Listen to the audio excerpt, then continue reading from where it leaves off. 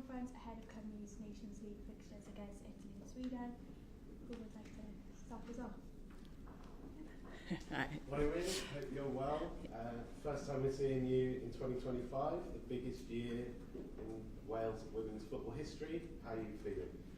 Yeah, it's nice to hear it put like that. You know, it's beautiful. We're in Hensel Castle. We're in sort of this lovely, beautiful place in Wales, talking about a really exciting moment in the Welsh women's football landscape, and it's great to just get going. I think we've been waiting for this moment, and now it's right around the corner. Looking forward to it.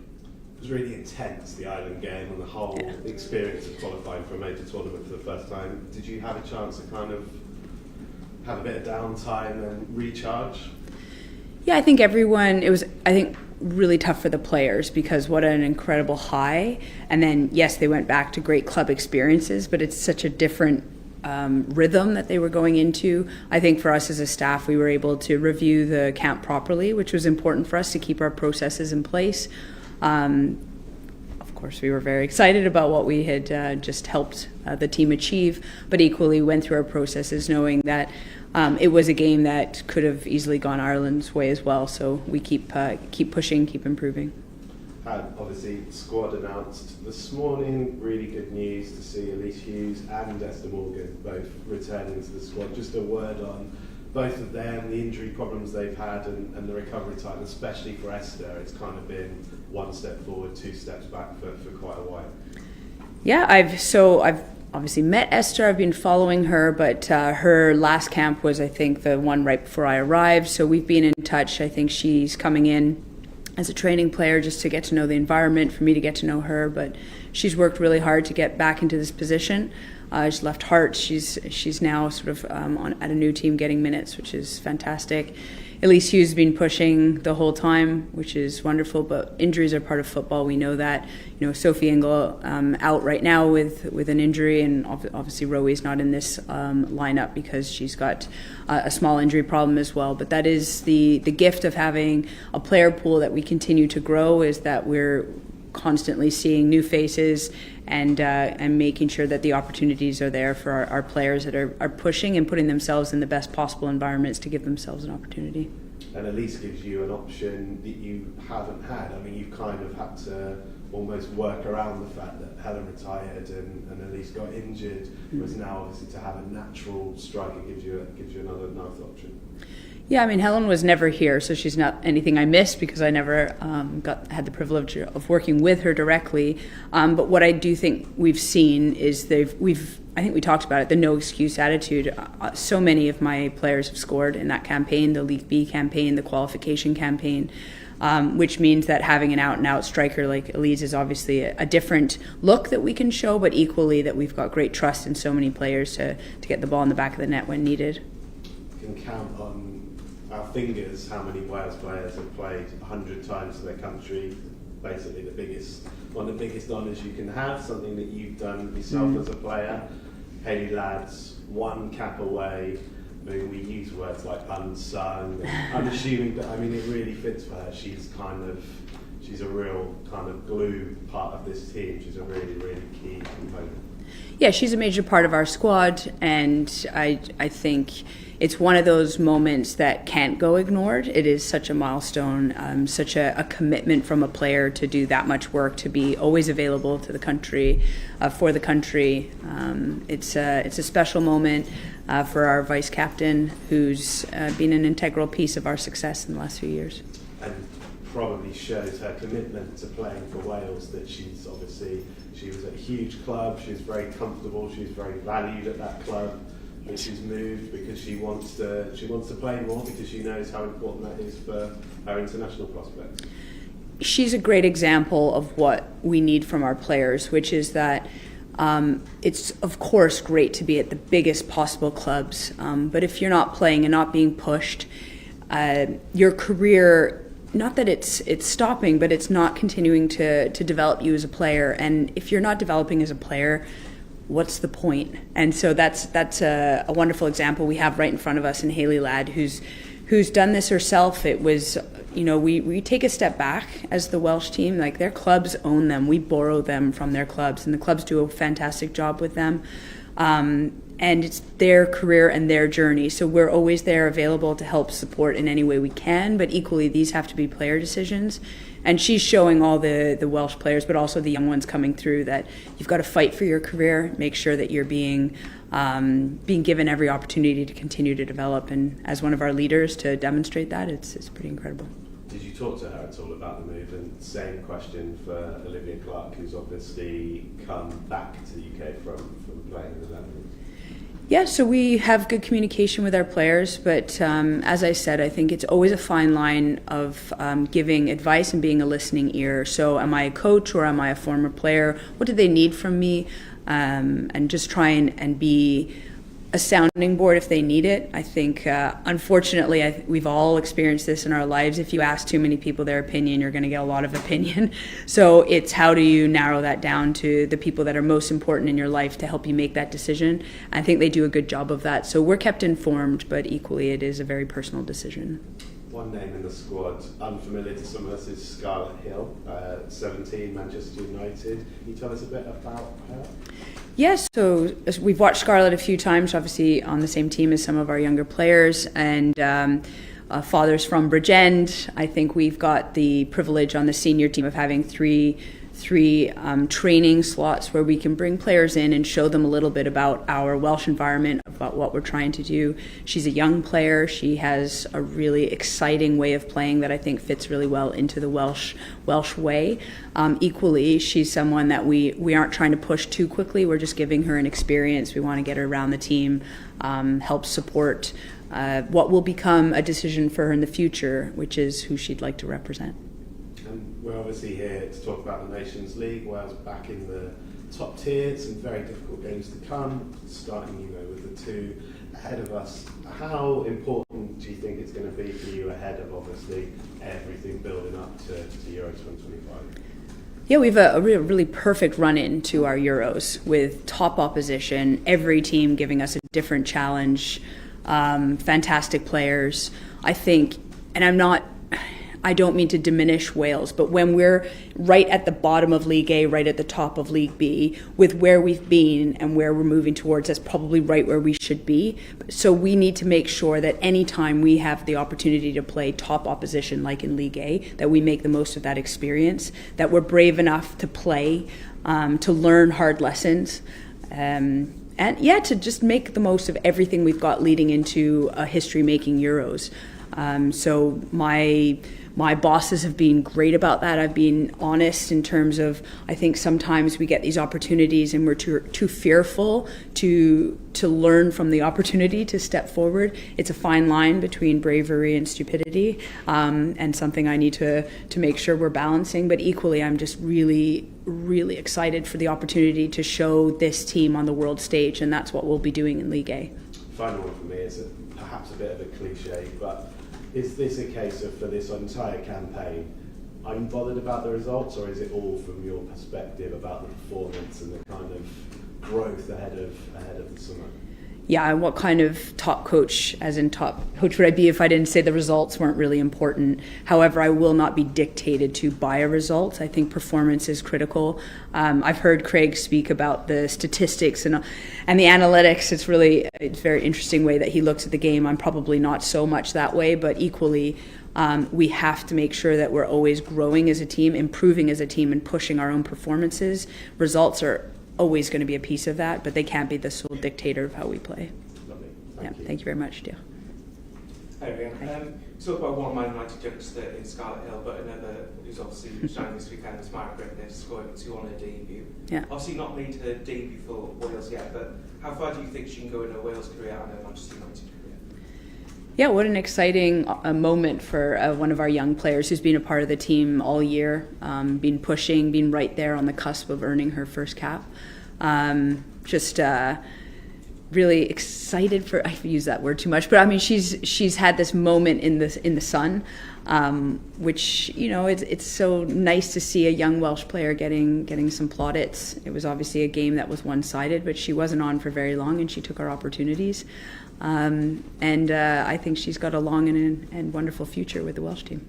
Talk about a couple of jobs. I just want to talk more about Liv Clark's move to Leicester. Yeah. Was that a move that maybe surprised you a little bit, or was it maybe obviously fully supported?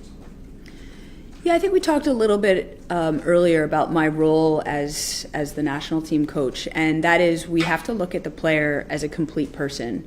The athlete is one part of it, and it has to be a big part of their decision making. But equally, if they're not in a good place holistically, then they've got to make a change. She was getting wonderful opportunities. FC20 is a renowned club, so it was wonderful seeing her playing there, but equally she wasn't in the best position for her as a player and as a person. And so again, we were there to lean on and to be a support for her, but that had to be a personal decision along with her family. And so she seems to have made the right one for her. I know that it's Alice Griffiths moving on loan to Durham from Southampton. Just what do you make of the move? Obviously, more minutes for a player who's really helped Wales in the last couple of months. Yeah, and we talked about Hayley demonstrating what we need from our players. And when I say need, again, this is about the full person, but how do we make sure that our players are getting the minutes that they need to perform at the Welsh side of the international side of things, and hopefully they're always giving to their clubs. But I don't think I'm speaking out of turn when I say that when you're a Welsh player, you're not always valued the same way as potentially other nations. I speak as a Canadian in that. I played in the US for a long time, and it's not as exciting to have a Canadian on your team as it is to have a Brazilian or a Spanish player or a French player. It's a whole reason behind that, but our players often in Wales have to go through an English pathway, and in that way they're part of the home nations and they're maybe not as seen. Sometimes you have to make really hard moves to help build your career, to come back and then show everyone what was always there. Southampton is a strong team. They're doing well. They have a former player there. Alice wasn't maybe getting the minutes that she wanted or felt like she needed to be the best player for Wales, and she's made a hard decision to go on loan. But equally, I'm sure she'll be back with Southampton at some point and getting a lot more minutes. These are going to be your only games before the start of yours, this Nations League campaign. So how much does that keep you in terms of experimenting, or is this a Nations League where you're not really going to experiment too much? I think you're always trying to try. You have to try things. You have to, whether it's pairings on the field, whether it's players into the squad, whether it's how we want to maneuver on the field. We have to try that, and that's what I mean about that bravery piece. It's not just the players themselves, and when I talk about bravery, it's them just doing what they do and not getting caught up in the moment, or a player that maybe they've seen get more press than they have because they've been a top nation for longer. It's the same for the coaching staff. How do we make sure that we're always pushing our own standards and hoping that we're going to find a combination or something that's going to be a difference maker for us? We have to do that against League A opposition, like we would against League B. One final one for me, just on the 2 injured players. With Rachel Rowe's injury, is it just for this camp, do you anticipate her to be back for the next camp? And second, just how is Sophie Ingle getting along? Yeah, I think we saw some great press on Sonia speaking about Sophie Ingle and her recovery going well. Soph's in a great spot. She's always available, for a phone call or to come into camp. And this time she's trying her best to push her return to play while always balancing. Like, you can't go too far with that. So she won't be in on this camp for a good reason, and that is her recovery's going really well. Rowie, this was just on the cusp of being too early. I know her well. There's nothing I need to push her for. So it's an opportunity for us to maybe see some different players in different positions with her return to play, which is going well. It was obviously an injury, but nothing major, and she'll be back soon. Hi, Rhian. Hi. Hope you're well. When you took the job, this is the position you wanted to be in. So after the euphoria of December, and I think you alluded to in one of your first answers, what's it been like to actually be in a position rather than just hoping, aiming, preparing for it? And what have you had to do from that early morning in December onwards now to get the team and the squad and everything ready for the Euro 2025? What practically happens? Well, firstly, I sort of am the representation of a massive staff behind me. And even before we had qualified, we had been out to Switzerland. We had been doing site visits. We had been making sure that when we qualified, we would be ready to go, knowing that we were one of the later teams to qualify and we couldn't lose any ground. The amount of time and energy and people hours that we've put in to be ready has been just incredible to watch. I have my head of operations, I think, has been to Switzerland 5 times. My head of sports science has been at least twice. Our grounds crew have been out twice. Our media team's been out twice. I've been out. So when I say that we qualified and we did our review of the camp with a fine-tooth comb to make sure that we continue to push our standards and we keep our same rhythm. So yes, we've achieved this great thing in making history and qualification. Yes, we've gone back to League A, but our processes and how we do things do not change. We stay the same for the team, and they need to feel that energy as well. This isn't something, we don't tear up a game sheet completely. We build from it. We keep pushing, but we hit the ground running because we'd already started that race behind the scenes. So feeling really great. I feel very fortunate to work with such good people who work incredibly hard and get very little plaudit. And for an organization that has done a really good job, I think sometimes we complain a lot about our bosses and our organization. The FAW has done a great job of making sure that the women will have the prep they need, exactly what we want and need to make sure that we're ready, and equally with the facilities that we'll be getting and the base that we'll be living in as we go into the Euros has all been top level. Do you and the players in the moment, because you're living the moment, do you feel that we're at a really seminal moment in the women's game? England, the Lionesses, have done what they've done. Yeah. Other nations, certainly in the UK, to an extent, playing catch up, but you're doing it. Yeah. But is this the moment for women's football? I hope it is. I think it should be. I spent Monday night in Cardiff. We're in Cardiff at her game too, and just this is more and more an experience I'm getting, which is that I'm getting out to fields filled with not boys, is what I'd say. Like it's just lovely to see. I think how many people in the game are recognizing that this is not. Yes, it's about the final end, which is representing your country. Yes, it's about becoming professional, but more importantly, it's about us as a nation making sure that our young people have equal opportunity, and that's been lacking. And I think the more we talk about it, the more we can see it on television and have this experience of the very top level of the game, the more people are going to start putting and implementing grassroots opportunities. And I think that's where it starts. And I do hope this is a catalyst. I think it already has been. But equally, I do think part of my job to keep mentioning it, to keep pushing it, and I think most people know it's not where we want it to be. But equally, let's hope that in the next few years, this could be the real moment we look back upon and say that's where things really changed. On a performance level, the elite end for you, being in Nations League Group A, picking up that answer you said, top of Group A, top of Group B, bottom of Group A.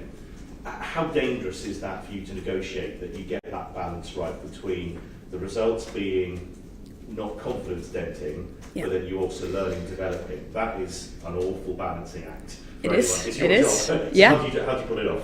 Well, it's early doors. We haven't had camp yet, so it's all sort of theoretical. Look, I can imagine most of you are going to quote me on that stupidity confidence line, and it's true. Like, we have to figure out as a staff how we set up our team so they feel like they can deliver a performance they can be proud of, that puts real pressure on the opposition, that gives us those moments that we can take advantage of against these top nations. How I do it, I think it will be equally the team buying into something bigger than this moment in time, and that is a lot of lower ranked opposition, like we'll be the lowest ranked opposition in League A. A lot of teams I've seen, in my experience when I have played as a higher ranked opposition, have gone within themselves and sort of sat back and hoped to have opportunities on the break, or to catch a team sleeping, or for a team to have a bad day. And that's not who I want to be. I think those achieve one-off moments in time that are wonderful and exciting, but they do not push the mandate that I want, which is that every game we improve and we learn lessons, and we will make mistakes. We will. And that's what it's about. You know, I was talking to a U9 young player yesterday, and I said, "Did you make a lot of mistakes today at training?" And she made sure she did, because if you're not making mistakes, what are we doing? You're not pushing. Now, we're at the top level. We want fewer mistakes. But equally, if we're not playing right on that edge, then I don't think we're doing ourselves justice. So it will be a fine line, and I think you'll have to check in with me after this first camp, and then the second, and then the third.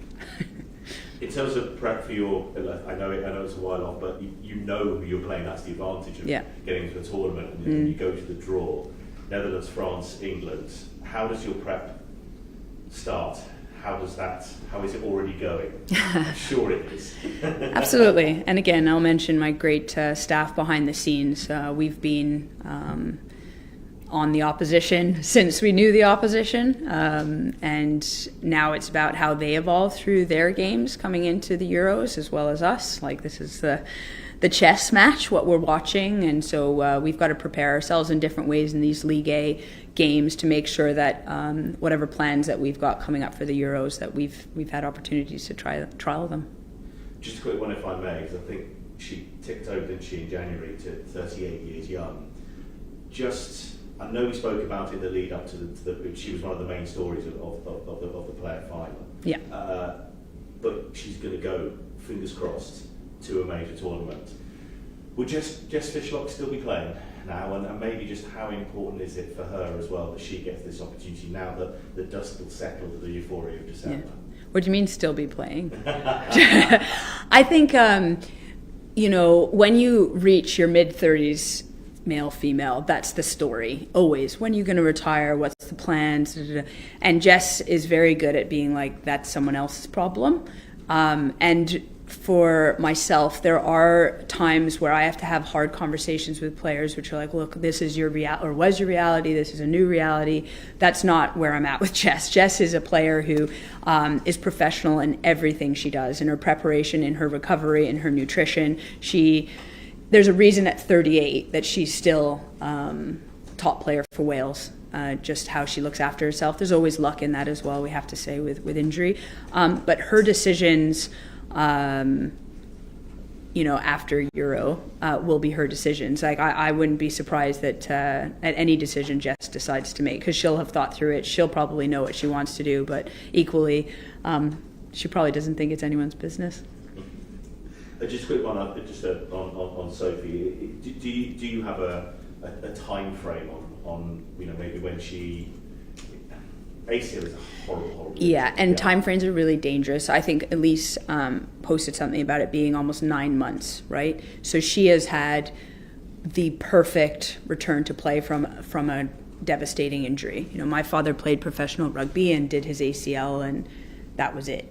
Like, that was a reality for lots of players coming through. Now we're seeing a real moment in time where these injuries, they're long-term, but they build them back up in a way that when they're returning to play, they're as strong as they were before, if not fitter. The work they put in off the field is immense when they're recovering. Sophie is her own individual self. I might say that she's older, it might be different. Equally, she's older, she might be smarter about it, I don't know, but I'm very hesitant to put timelines on it. We know what the goal is, and that's what we work from. And I very much appreciate the support she's getting from Chelsea. Their communication with us has been fantastic, and we feel like she's in the best possible hands to give her every opportunity to be back with the team before the Euros. Thanks. Rhian, just on Scarlett Hill, so I don't know the dynamics of it, but was she surprised to get a call from you when you spoke to her? Or? I think so. Yeah, she was a bit surprised. I think I was talking to Nia, our under-19s coach, and we were looking at like how we wanted to maybe give her a taste of what we do. our reality in Wales, and we know that we've seen it on the men's team, is that we've got to make sure that we cast a net where dual nationals are being seen, that we're giving them opportunities to consider Wales if we feel that they're of a level. Obviously, our Welsh players and the connection of our team and their connection to their country is paramount, and I always have to balance that. But I wanted to speak directly to Scarlett because I do think, first, she comes highly recommended as a player, but even more recommended as a person and character, and that's something I value very strongly. And if I'm going to give these players that real idea of who we are as Wales, and what an opportunity to bring her in with the seniors and show her. So I think she was a bit surprised, but she's earned this opportunity, and I'm really looking forward to seeing her in the environment. And you said, you know, it's a chance for her to have a look, and who knows, she may go back to England. What's the key you feel to encourage her now to stay with Wales? Well, I'm very, very fortunate. I know what this environment is. I see it when I'm on camp every day. I think everyone who works with the Welsh men and women know that there's a feeling in those camps that is hard to find in any other country, and I back it. I back our environment. I back our culture to demonstrate what it is to play for Wales. I don't really have to say very much. I just let the players do their thing, which is usually arm around, bringing them right into the fold. Straight away, they're part of the group, which is hard to do because I do have people coming in and out, but they really do a great job of making sure that any new face is felt as welcome and as appreciated as possible. And I think that's all I can do to. It's not to win them over, it's just to show them if this isn't the right environment for any player, then it's not the right environment. And I have had players that have told me that they'd rather not, and that's, thank you for your honesty. If there's any doubt that you're not sure this is where you want to play or who you want to represent, then thank you very much. No, thank you. And just finally, obviously she's very young, but what sort of player would she be, would you say? What sort of player? I think she's got really strong vision for her age and how she plays. I think she's got a confidence. I think she's quick off the mark. I love what I've heard about her as a learner, as an athlete who is courageous in making decisions even when gets them wrong and then does it again. I think she's really great in little pockets of space and how she opens her body shape up. So in those ways, that's something I encourage really strongly in our players, especially in the middle. Thank you. Any other questions? Okay, diolch yn fawr. Yeah, diolch. Thank you. Diolch. Thank you very much. All right.